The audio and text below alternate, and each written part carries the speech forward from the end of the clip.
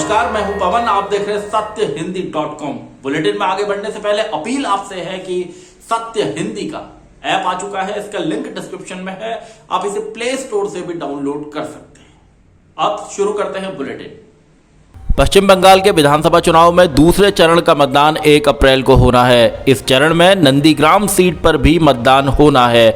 इस सीट से मुख्यमंत्री ममता बनर्जी और उनकी सरकार में मंत्री रहे और अब बीजेपी के उम्मीदवार शुभेंदु अधिकारी आमने सामने हैं। इस सीट पर राजनीतिक विश्लेषकों की भी पैनी निगाह है। शुभेंदु ने यहां से ममता बनर्जी को हराने का दावा किया था। ममता ने सोमवार को नंदीग्राम में व्हीलचेयर पर रोड शो किया और लोगों से वोट मांगे। दूसरी ओर शुभेंदु अधिकारी का भी चुनाव प्रचार जारी है और केंद्रीय गृह मंत्री अमित शाह भी 30 मार्च को यहां पहुंचकर चुनावी कार्यक्रमों में भाग लेंगे। मुंबई पुलिस के पूर्व आयुक्त परमबीर सिंह द्वारा गृह मंत्री अनिल देशमुख पर लगाए गए आरोपों के बाद राज्य की सियासत में जबरदस्त गहमा गहमी है। इस बीच खबर यह है कि एनसीपी के 2 दिग्गज नेताओं शरद पवार और प्रफुल्ल पटेल की केंद्रीय गृह मंत्री अमित शाह के साथ अहमदाबाद में मुलाकात हुई है। इस बातचीत को लेकर केंद्रीय गृह मंत्री अमित शाह से जब सवाल पूछा गया तो उन्होंने कहा कि सब कुछ सार्वजनिक नहीं किया जा सकता है। मतलब कि शाह ने भी मुलाकात की बात से इनकार नहीं किया है। इस मुलाकात के कई राजनीतिक मायने भी निकाले जा रहे हैं और इसे लेकर चर्चाओं का बाजार भी गर्म है। सवाल पूछा जा रहा है कि क्या पवार अब बीजेपी के साथ मिलकर महाराष्ट्र में सरकार बनाएंगे। हालांकि एनसीपी के प्रवक्ता नवाब मलिक ने मुलाकात की खबर का खंडन किया है। उन्होंने कहा है कि ये पूरी तरह से झूठी जानकारी है जो कुछ लोगों ने भ्रम पैदा करने के लिए जानबूझकर फैलाई है। महाराष्ट्र में चल रही सियासी लड़ाई में एनसीपी और शिवसेना के रिश्ते खराब होते दिख रहे हैं। रविवार को शिवसेना के मुखपत्र सामना में लिखा गया था कि एक एपीआई को इतने अधिकार कैसे दिए गए, आखिर सचिन वाजे किसका लाडला था। अनिल देशमुख पर हमला करते हुए सामना में लिखा गया था कि गृह मंत्री का पद देशमुख को दुर्घटनावश मिल गया और एनसीपी के बड़े नेताओं के इनकार के बाद पवार ने देशमुख को यह पद दिया। लेख में अनिल देशमुख को एक्सीडेंटल गृह मंत्री बताया गया। इस लेख पर अजीत पवार ने कहा है कि किसी को भी इस तरह के बयान देकर सरकार को मुश्किल में लाने का काम नहीं करना चाहिए। इस बीच गृह मंत्री अनिल देशमुख ने कहा कि उनके ऊपर जो आरोप परमबीर सिंह ने लगाए थे उसकी जांच हाईकोर्ट के रिटायर्ड जज की निगरानी में होगी।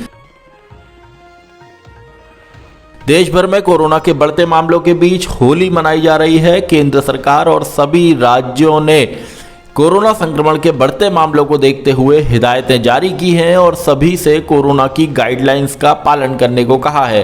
राष्ट्रपति रामनाथ कोविंद, प्रधानमंत्री नरेंद्र मोदी, गृह मंत्री अमित शाह, कांग्रेस के पूर्व अध्यक्ष राहुल गांधी सहित कई नेताओं ने देशवासियों को होली की बधाई दी है। इन नेताओं ने कहा है कि रंगों का त्योहार होली सामाजिक सौहार्द का पर्व है और लोगों के जीवन में खुशी, उत्साह व आशा का संचार करता है। एनसीटी बिल को रविवार रात को हरी झंडी मिल गई है। राष्ट्रपति रामनाथ कोविंद ने बिल को मंजूरी दी और इसी के साथ अब यह कानून बन गया है।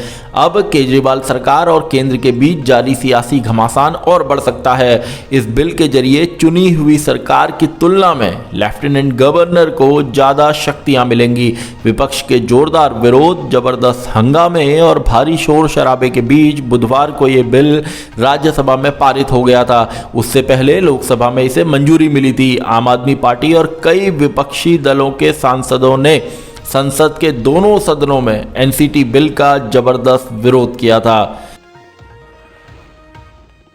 म्यांमार सेना के लड़ाकू हवाई जहाज़ों ने थाईलैंड से सटी सीमा पर अपने ही गांवों पर बमबारी की है। इसमें अलगाववादी संगठन करेन नेशनल यूनियन के ठिकानों को निशाना बनाया गया है। इस हमले के बाद बड़ी तादाद में नागरिकों का पलायन हुआ है।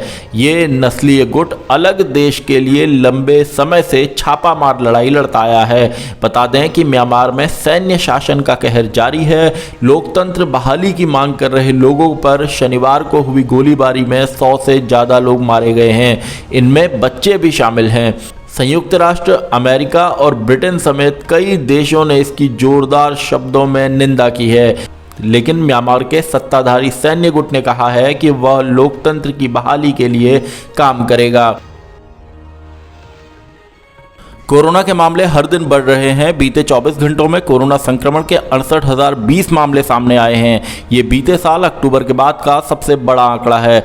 बीते 24 घंटों में 291 लोगों की मौत हुई है। देश में कुल एक्टिव मामलों की संख्या 5,21,808 है और अब तक 1,61,843 लोगों की मौत हो चुकी है।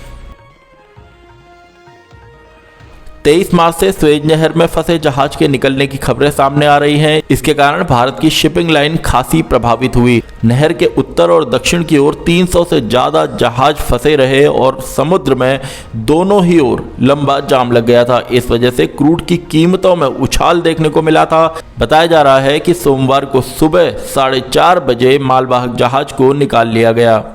बुलेटिन में अभी इतना ही। बाकी खबरों के लिए बने रहिए सत्यहिंदी.com के साथ। सत्य हिंदी का ऐप डाउनलोड करें गूगल प्ले स्टोर पर।